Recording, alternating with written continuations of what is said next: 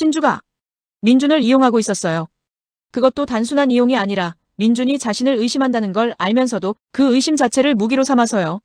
첫 장면부터 제 입이 딱 벌어졌어요. 복수를 위해 칼을 갈던 사람이 정작 가장 차갑게 칼을 쓰는 방식이 이거였다니. 자, 오늘도 뜯어봅시다.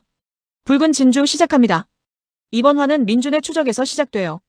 민준, 이 사람 지금 엄청난 집착 상태거든요. 클로이가 진주라는 확신을 굳히고서부터 그 에너지를 전부 증명하는 데 쏟아붓고 있어요. 근데 이 증명의 방식이 좀 흥미로워요. 민준이 끌어오는 증거들이 거창한 게 아니에요. 두 사람만 알고 있던 소소한 습관, 아무것도 아닌 것 같은 기억의 파편들. 예를 들면 진주가 어렸을 때부터 유독 좋아했던 어떤 방식이라든가 어머니에게서 내려온 유품의 흔적 같은 것들이요. 그게 오히려 더 무서워요. 거짓말은 큰 것에서 빈틈이 생기는 게 아니라 아주 작고 사소한 것에서 무너지거든요. 민주는 그걸 알고 있었던 거예요. 그래서 클로이를 몰아붙이는 방식도 당신이 진주지? 라는 직접 대면이 아니라 과거의 기억들을 꺼내들며 그녀가 스스로 반응하게 만드는 방식을 택해요. 심리전인 거죠. 근데 여기서 이번 화의 첫 번째 반전이 터져요. 민준이 마침내 클로이의 소지품. 아마도 진주가 살아있을 때 어머니에게서 물려받은 물건이나 신체에 남아있는 흔적 같은 물리적인 증거를 마주하게 되는 순간 민주는 그게 클로이가 진주라는 확신을 주는 줄 알았을 거예요. 그런데 그 증거가 열어준 건 다른 방이었어요. 진주가 왜 자신을 속이고 복수의 화신이 되어 현준 곁으로 갔는지 그 배후에 숨겨진 잔인한 진실을 마주하게 되거든요. 민준 입장에서는 드디어 찾았다는 안도감과 이게 무슨 일이야 라는 충격이 동시에 밀려오는 순간이에요. 저도 이 장면 보면서 숨을 잠깐 멈췄어요. 진주를 의심하고 추궁하고 증거를 들이밀던 사람이 막상 그 증거가 입을 열었을 때 가장 먼저 한 건 분노가 아니라 혼란이었으니까요. 민준이라는 캐릭터가 이 드라마에서 계속 그래왔어요. 강한 척, 냉정한 척하지만 진주 앞에서는 늘 무너지는 사람. 그 무너짐이 이번 화에서 가장 선명하게 드러났어요. 자, 이제 진주 클로이 이야기를 해야 해요. 이번 화에서 진주의 전략이 드디어 전면에 드러나거든요. 그리고 이게 정말 무서워요. 무서운데 또 통쾌하기도 하고요. 진주가 노린 건 유나예요. 유나. 7년 전 진주를 배신했던 그 친구. 지금은 아델그룹 팀장 자리에 앉아서 자신이 뺏은 것들 위에 편하게 올라앉아 있는 그 사람이요. 근데 진주가 유나를 직접 공격하지 않아요. 그게 포인트예요. 진주는 민준이 자신을 의심하고 있다는 걸 알고 있어요. 클로이로 살면서도 민준의 눈이 자신을 따라오고 있다는 걸 진주는 이미 감지하고 있었던 거예요. 그런데 그걸 위기로 받아들이지 않았어요. 오히려 역이용했죠. 민준이 자신을 의심한다는 사실을 유나 앞에서 의도적으로 민준과 묘한 기류를 형성하는 데 써요. 쉽게 말하면 유나의 질투심에 불을 지피는 거예요. 진주는 민준을 좋아하는 게 아니에요. 민준도 민준과의 관계도 진주에게 지금은 복수의 도구예요. 근데 그 냉정함이 오히려 연기를 더 완벽하게 만들어요. 감정이 없으니까 계산이 흔들리지 않는 거예요. 민준은 진주의 복수를 위한 체스말이 되어주기로 했다고 했잖아요. 근데 실제로 이 장면을 보면 민준이 기꺼이 그 말이 되어주겠다고는 하지만 진주의 차가워진 심장에 가슴 아파하는 게 느껴지거든요. 그 간격이요. 진주와 민준 사이의 그 온도 차이. 민준은 아직도 진주를 사람으로, 첫사랑으로 보고 있는데 진주는 민준을 포함한 모든 걸 체스판 위에 올려둔 상태예요. 그 불균형이 이 장면을 보는 내내 마음을 불편하게 만들어요. 불편한데 눈을 못 떼겠더라고요. 유나의 반응도 예상대로였어요. 진주 클로이가 민준과 가까워지는 걸 본 순간 유나 안에 있던 질투심이 폭발하기 직전의 상태가 됐거든요. 유나라는 캐릭터가 일관되게 그래왔잖아요. 어릴 때부터 진주에게 지독한 열등감을 느끼고 보석 디자이너라는 꿈도 첫사랑 민준도 진주에게 빼앗긴 것만 같다고 느꼈던 사람.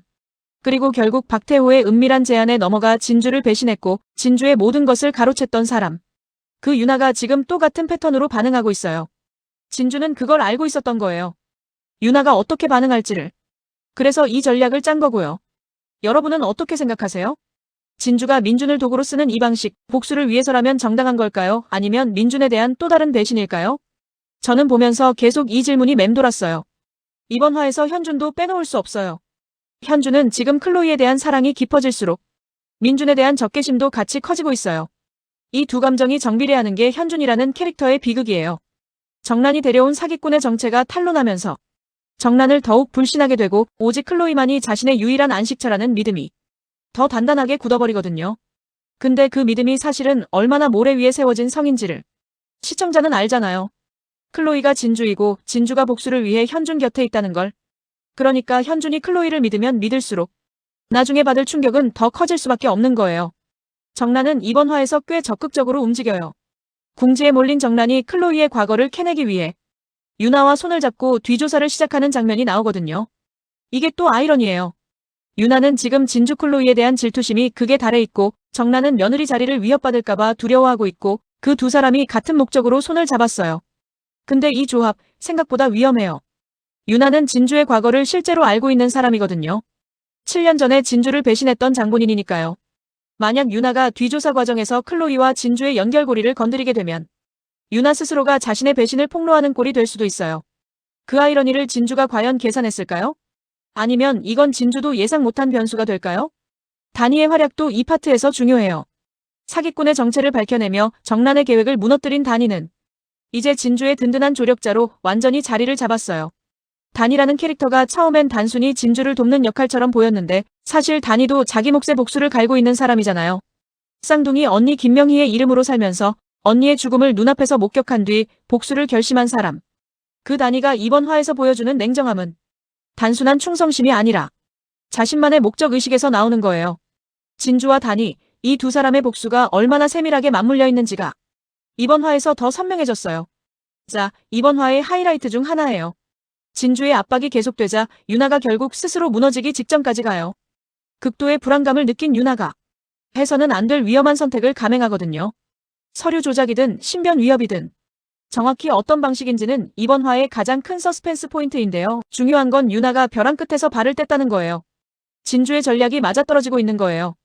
유나를 몰아붙여서 유나 스스로 자멸할 만한 실수를 하게 만드는 것. 그게 진주의 계획이었고 이번 화는 그 계획이 실행 궤도에 올라탔음을 보여주는 화예요. 근데 여기서 또 한 가지 흥미로운 게 있어요.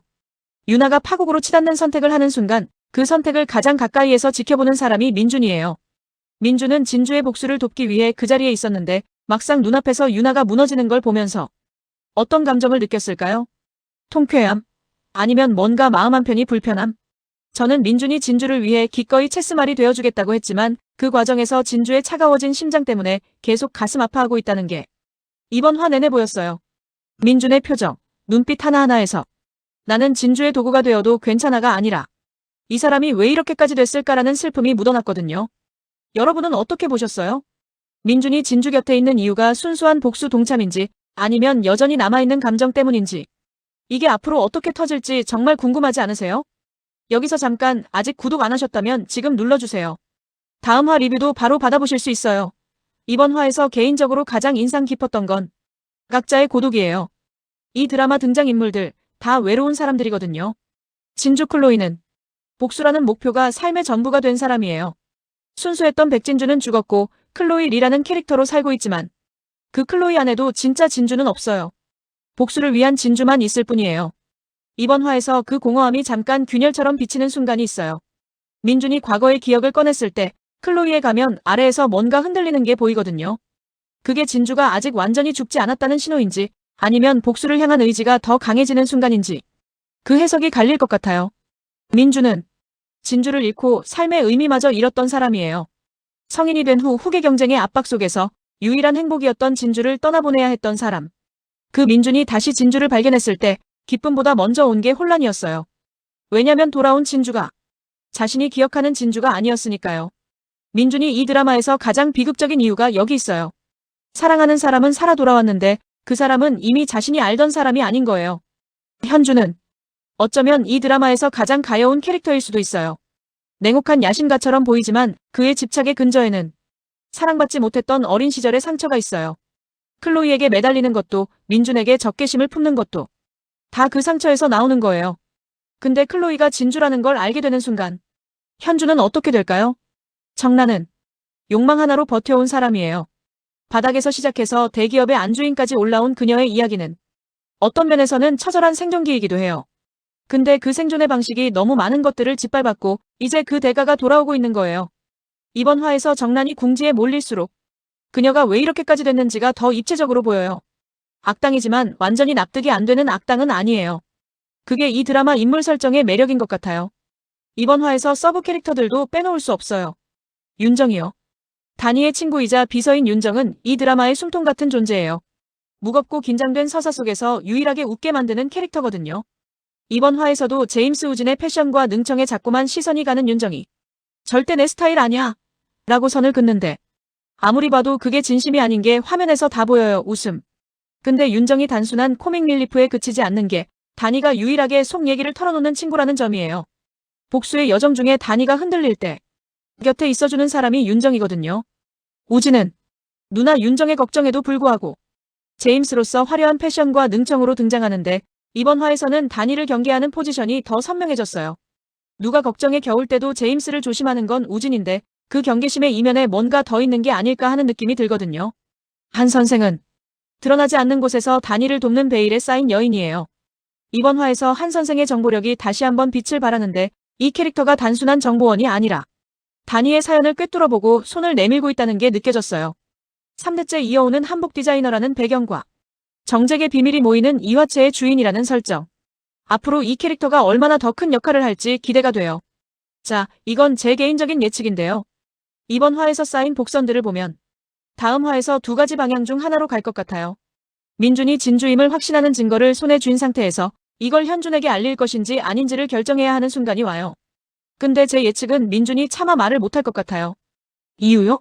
민준이 진주를 7년 동안 잃고 살았고 그 상실감이 얼마나 컸는지 이미 보여줬잖아요. 다시 찾은 진주가 복수의 화신이 되어 있다 해도 현준에게 그 사실을 넘겨서 진주를 위험에 빠뜨리는 선택은 민준이 못할 것 같거든요. 대신 민준이 직접 진주에게 접근해서 나는 알고 있다는 신호를 주는 방향으로 갈 가능성이 높아요. 그리고 그 순간 진주의 계획에 균열이 생기기 시작할 거예요. 근거 이번 화에서 민준이 증거를 마주한 뒤 충격과 혼란 속에서도 현준을 먼저 찾아가지 않았다는 행동 패턴이요. 민준은 아직 이 사실을 자기 안에서 정리하고 있는 거예요. 이번 화에서 유나가 감행한 위험한 선택이 예상보다 빨리 수면 위로 드러날 수 있어요. 다니가 사기꾼의 정체를 밝힌 것처럼 다니 혹은 한 선생의 정보망이 유나의 움직임을 이미 포착했을 가능성이 있어요. 만약 다음 화에서 유나의 선택이 바로 들통난다면 정란과 유나의 동맹도 한꺼번에 무너지고 진주의 복수가 예상보다 빠른 속도로 완성 단계로 진입할 수 있어요. 근데 그렇게 되면 오히려 더 무서운 게 복수가 완성되면 진주는 어떻게 될까요? 클로이라는 가면을 벗고 나면 돌아갈 진주가 남아있을까요? 이 질문이 다음 화에서 던져질 것 같아요. 근거 이번 화에서 한 선생이 다니의 사연을 꿰뚫어보고 아주 정확한 타이밍에 손을 내미는 장면이 있었어요. 한 선생의 정보력이 단순한 수준이 아니라는 거거든요. 유나의 움직임도 이미 포착됐을 가능성이 충분해요. 어느 방향으로 가든 다음 화가 엄청난 화가 될 것 같은 건 확실해요. 결국 이 한마디로 요약되는 것 같아요. 복수는 상대를 향한 칼이지만 그 칼을 쥔 손도 베인다. 진주는 유나를 무너뜨리기 위해 모든 걸 계산했어요. 근데 그 계산 속에서 민준을 도구로